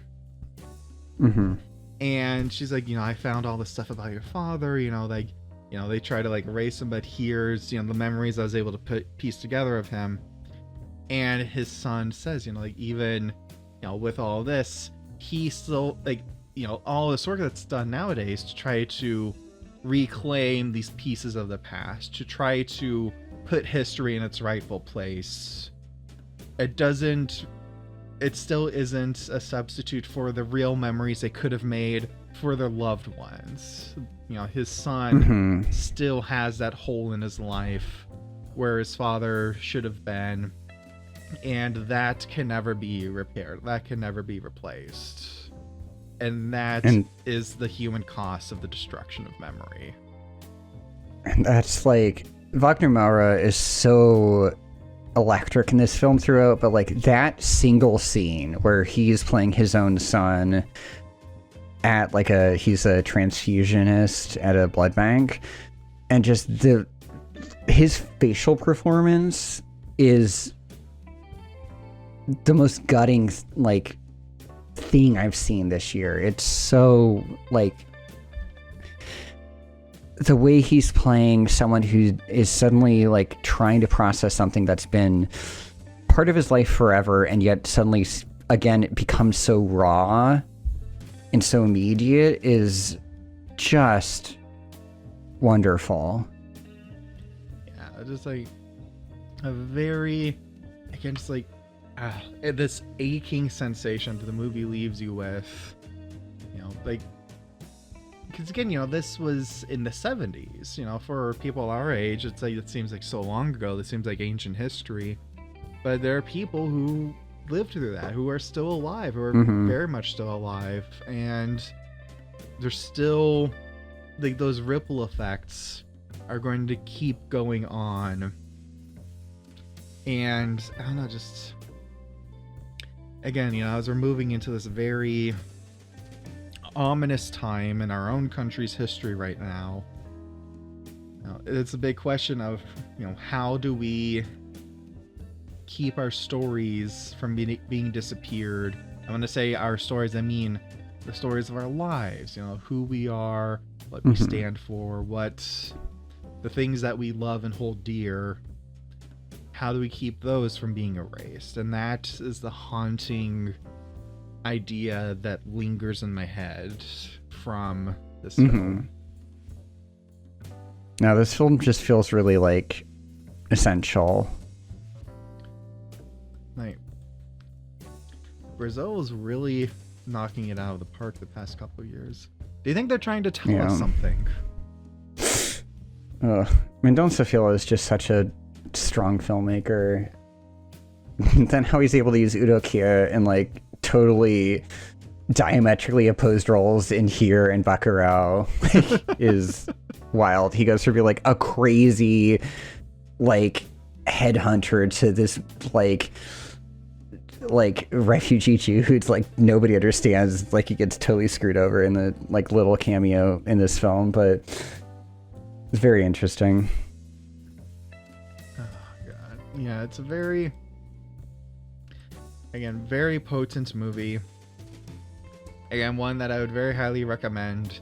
And may I dare say this was a extremely great choice for your number one among these. Got the takes. That's right. Any other thoughts about The Secret Agent before we wrap up here? Donna Sebastiana is the bomb. Yeah. She is. We need a Donna Sebastiana in all of our lives. Just these are this like you're like Tia who's like a little bit too invasive but is also very sweet and you want all the best for her and she brings everyone together. Alrighty. Well, I think that's a good kind of like place to wrap up our discussion here. Yeah, so those are again the 10 Best Picture nominees plus a couple that we wish would have been nominated. Yeah, so I guess we'll see how everything turns out in a few weeks when the Oscars play. Thank you everybody so much for watching. Oh, go ahead. No, nothing. They're gonna say something. But yeah, thank you everybody so much for watching. If you want to see more of me, I'm Daniel Goldhorn on YouTube. And I'm Reynard /cinema on Tumblr. And yeah, we'll see you all next time. You take care. Night.